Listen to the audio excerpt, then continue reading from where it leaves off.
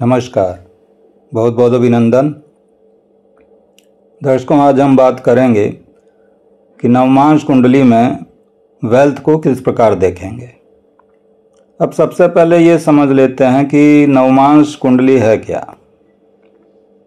नवमांश कुंडली खाली मैरिज के लिए नहीं है, हालांकि स्पेशली उसको मैरिज के लिए देखा जाता है, विवाह के लिए देखा जाता है, लेकिन नवमांश कुंडली से हम अपने पूरी पर्सनालिटी को जान सकते हैं।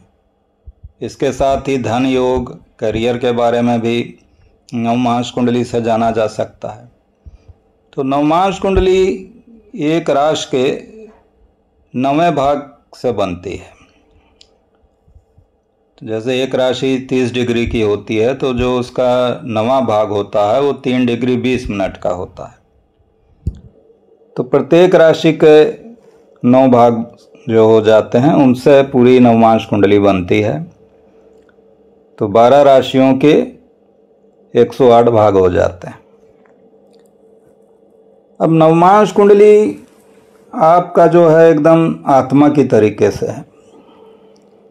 जो D1 चार्ट है, जो राशि कुंडली है, वो आपका बाहरी आवरण है, बाहर से दिखाती है आपको कि आप किस प्रकार के हैं।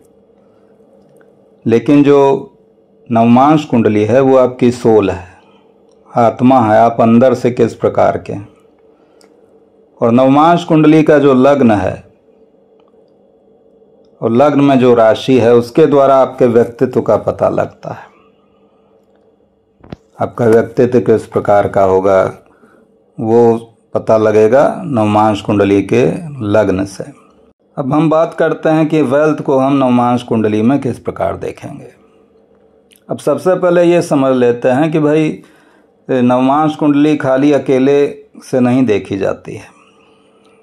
D1 चार्ट को साथ में रखकर ही हमको नवमांश कुंडली को देखना चाहिए। D1 चार्ट में यदि धन योग हैं और नवमांश कुंडली में भी हैं तो बहुत अच्छी बात हो जाती है। उससे पता लगेगा कि व्यक्ति काफ़ी धनी हो सकता है।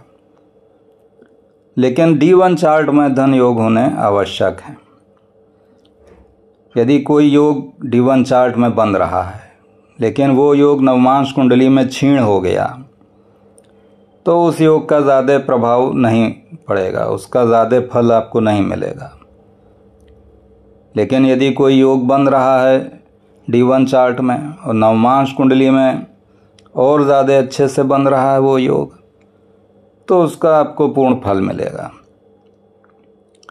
तो इसी प्रकार धन योग को भी हमको पहले D1 चार्ट में देखना पड़ेगा कि वहाँ धन योग बन रहे हैं कि नहीं। अब धन के लिए जो मुख्य भाव है वो दूसरा भाव है, 11वां भाव है। 11वां भाव इनकम का है, दूसरा आपके जो संचित वेल्थ है उसका है। साथ ही धन के लिए हमको लग्न को और पंचम भाव को भी देखना आवश्यक हो जाता है। केंद्र का संबंध यदि त्रिकोण से हो जाए तो वो काफ़ी अच्छा धन योग बना देता है। तो लग्न और पंचम भाव और साथ में दूसरे भाव को देखना आवश्यक है। तो D1 चार्ट में हम देखेंगे कि भाई लग्न कौन सा है, लग्न का स्वामी कौन सा है, पंचम भाव का स्वामी कौन सा है, और नवमांश कुंडली में इन स्वामियों की क्या स्थिति है।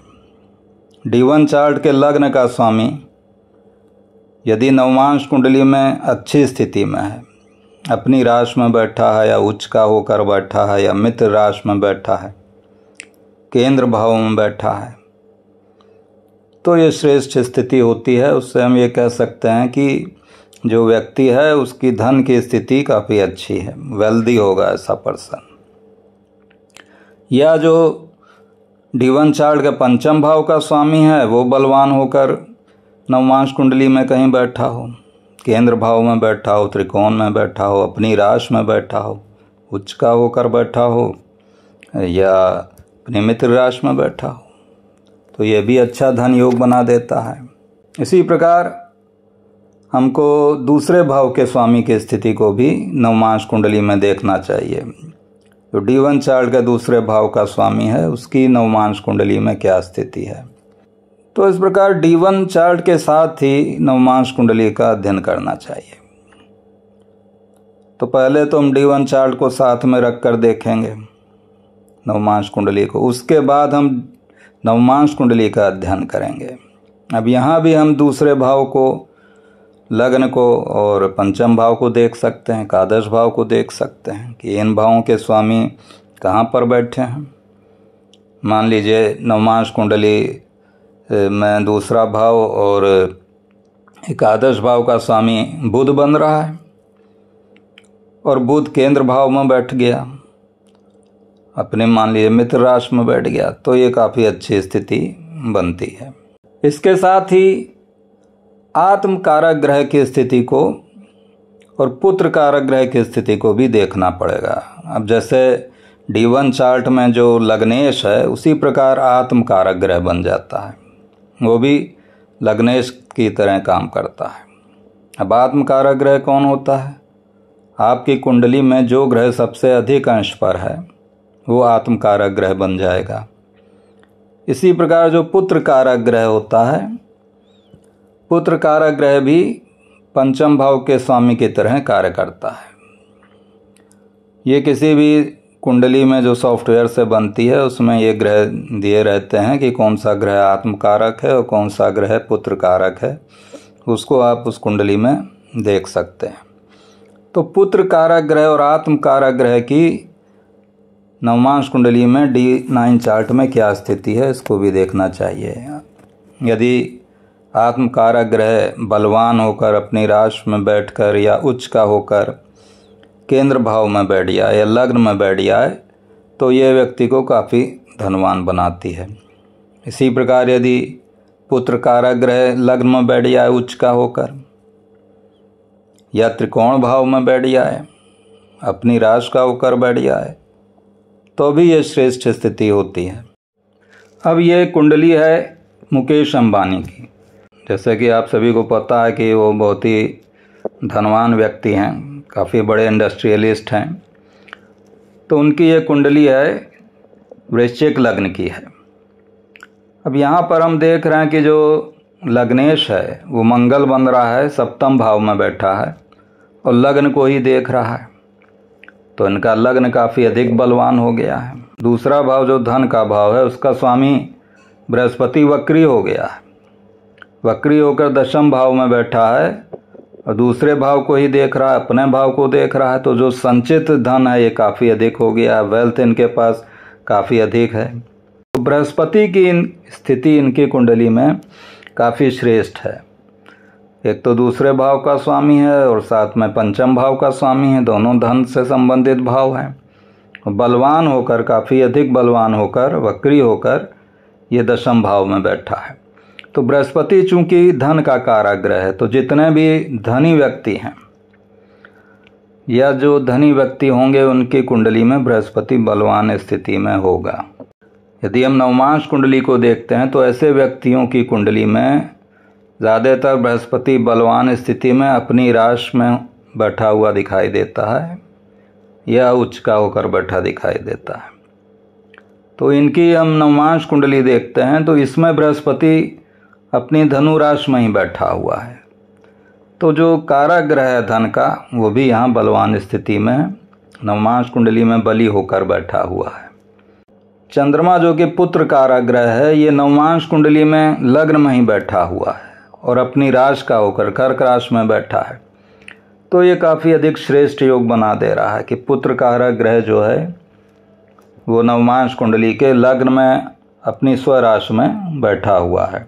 में जो दूसरे भाव का स्वामी सूर्य है वो एकादश भाव में ही बैठा है, अच्छा योग बना रहा है धनवान होने का। तो इस प्रकार दर्शकों नवमांश कुंडली का अध्ययन करना चाहिए हमको D1 चार्ट को साथ में रखकर। D1 चार्ट में धन योग बन रहे हैं कि नहीं बन रहे हैं इसको देखना चाहिए।